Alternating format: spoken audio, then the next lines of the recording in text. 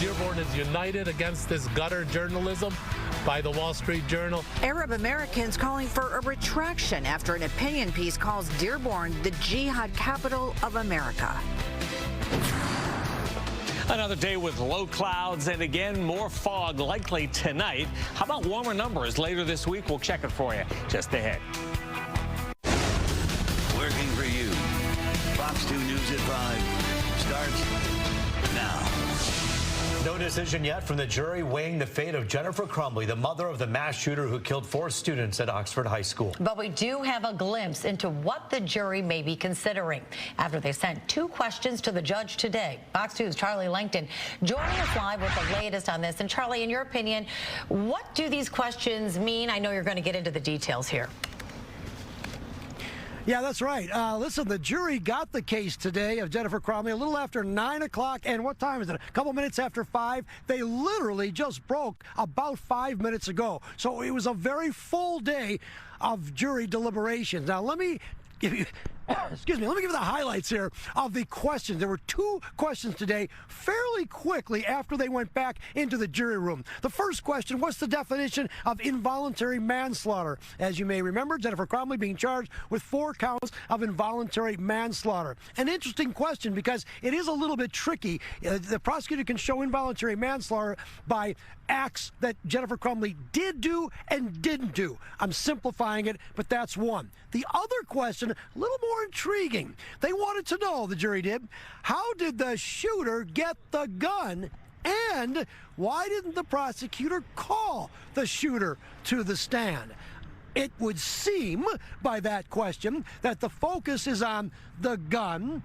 Obviously, how did the shooter get it? But what it really means is the connection between the mother, what did Jennifer Crumbley do to allow the shooter to get the gun? I do think, however, it's a little early maybe to say maybe the jury's leaning one way or another. I could certainly make an argument that if they're talking about where did the shooter get the gun and why didn't the prosecutor produce a witness, maybe it doesn't look good for the prosecutor. But again, I think that's just speculation. We do know that the jury will be back tomorrow. But let me give you a little bit, a couple things here.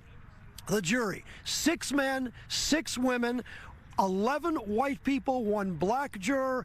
All of them, but 2, we believe, have some connection to guns. So this is definitely a jury considering guns. And based on the questions today, they want to make that link, and they have to make that link between what did the mother do or didn't do to allow the shooter to get that gun. Any jury trial at all, there's no limit. The jury can be out as long as they want. There's really no restrictions other than the verdict must be unanimous. Tomorrow morning, 9 o'clock, the jury will be right back here in Oakland County Circuit Court. Taryn, I'm live in front of the courthouse. I'll send it back to you. Well, Charlie, when the jury asks those questions, how much can the judge answer? I mean, are they allowed to provide all details, or do some have to be held back? So on the first question, the definition of involuntary manslaughter, they wanted some clarification, and really the judge basically reread the instruction, the jury instruction that the judge gives them and defines involuntary manslaughter. They can't go too far. They thought there was a difference of opinion. If you do something, can you then not do something? And the prosecutor has 2 options to prove involuntary manslaughter. What she did do, you know, maybe facilitate the gun, maybe, or then didn't do, not take her kid out of school. That's one. And the other one, though, about the evidence, you can't comment on the evidence. So basically, the judge just said and read an instruction that said the only thing you jurors can talk about is what you heard on the witness stand. You can't guess why someone may not have been called. But just because, remember, who's got the burden here? Prosecutor. The defense, they don't have to do anything. They don't have to call a witness, nothing. So again, betting people would probably say, maybe the jury says, hey, we want to know more about the gun, how the shooter got him. Prosecutor, nah. But it's a little bit early to tell. Tomorrow is another day. It sure is, and it'll be interesting to see what conclusions the jurors actually draw from that. So we'll have to wait and see, maybe tomorrow. Thank you for the update, Charlie. Well, jurors now have to decide whether Jennifer Crumbley is criminally responsible for the actions of their son in a first-of-its-kind case here in America. Their verdict could have ramifications for similar cases in the future. Fox News' Lauren Edwards joins us live with more on that. Lauren. Rube, just as you said, this is a case that is first of its kind, and we spoke with the criminal defense attorney who says because of that, this could go either way in terms of that jury. Now, defense attorney Todd Perkins says that the trial against Jennifer Crumbley was a long one, so the jury has a lot to consider. Like questions like, was Crumbley negligent? Were her decisions reasonably foreseeable that the outcome could occur? He says it's important to consider that the jury may be made up of parents and gun owners. I know that's one thing that Charlie mentioned. So the verdict really could go either way. You have to really be in that courtroom to get a litmus test on what they're feeling, what their sentiment is, how they received it, how they received Ms. Crumbley. So, as a defense attorney, I'm always in the mindset of not guilty. But as a practical person, I think it defies practicality if I'm just going to just offer you an opinion because of how I feel. But I'd have to know how they feel is most important. Rube, and that's exactly what he kept emphasizing during the interview. It's about how they feel, what they think, what they heard, and just getting the overall sentiment of what happened in that courtroom. Now, coming up in the 6 o'clock show, we're going to hear from him as well, but also a law professor who's going to talk about how this could play out. And both of them, I'm telling you already, say this can go any way. So only time will tell. Reporting live out here in Oakland County, Lauren Edwards, Fox 2 News. Yeah, the jury is so curious. In fact, today they asked what they can think of the fact that the prosecution didn't bring in the shooter. If the shooter testifies and they're wondering why perhaps he wouldn't or why he would, that would give them even more information and perhaps paint the picture even more about who was responsible here. Absolutely. But, when I posed that question to both the law professor and the defense attorney, they were saying it's hard to determine any way it could go. They both mentioned their careers and how they've been doing this for years and years. And it's just hard to determine what they're thinking, what they're considering, and what they were feeling throughout this trial. An unprecedented case that will bring up precedents for the future. An important one that all of us are watching right now. Lauren Edwards for us live tonight. Thank you. Thank you. The mayor of Dearborn is ramping up police patrols after a Wall Street Journal op-ed referred to the city as America's jihad capital. Abdullah Hammoud, along with Muslim advocacy groups, are pushing back. Fox 2's Camille Amiri explains.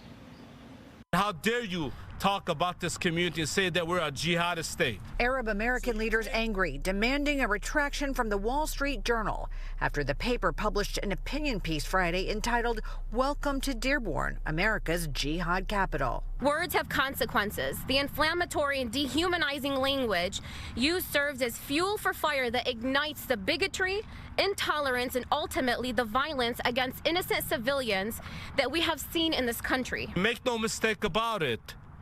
We're not talking about the Palestinian issue. We're not talking about the political issue. We're not talking about any other issue. We're talking about the safety of this community. Reverend Dr. Wendell Anthony, president of the Detroit branch of the NAACP.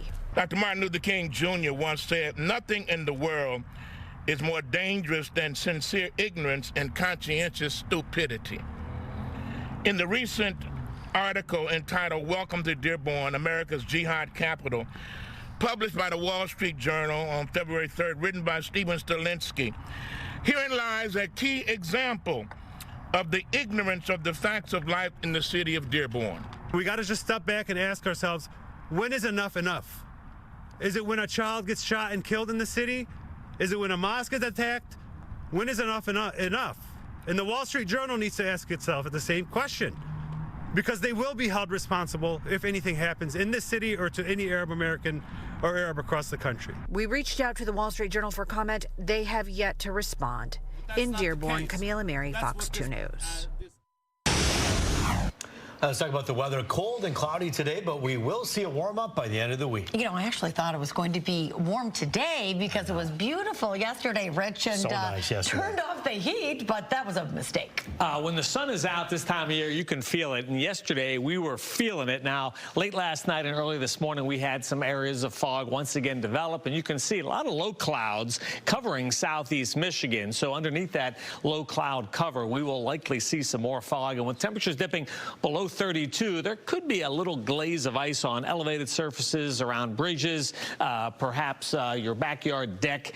Automobiles, think about that late tonight. Still 37 here right now, 34 in Port Huron, 30 degrees in Lansing. How about live pictures from Mount Clemens? You can see the clouds, and that's the Clinton River just left of center. No problems weather-wise this evening, but it's the areas of fog that will develop as temperatures slip below 32 that we could see a few slick spots developing. Temperatures still stay above average right through the upcoming weekend. Look at that. Thursday, Friday, Saturday, daytime highs near 50 degrees. Wet weather likely to end the work week. Group, we'll check it all for you in the 7-day coming up in 10. All right, good stuff. Thank you, Rich. Developing news from across the pond. Buckingham Palace announcing King Charles III has been diagnosed with cancer. The king had a recent procedure for a benign prostate enlargement, and doctors found the cancer during that procedure. The royal family saying the king is undergoing treatments and will postpone public duties, at least for now. The statement noted the king remains positive and looks forward to returning to a full public schedule.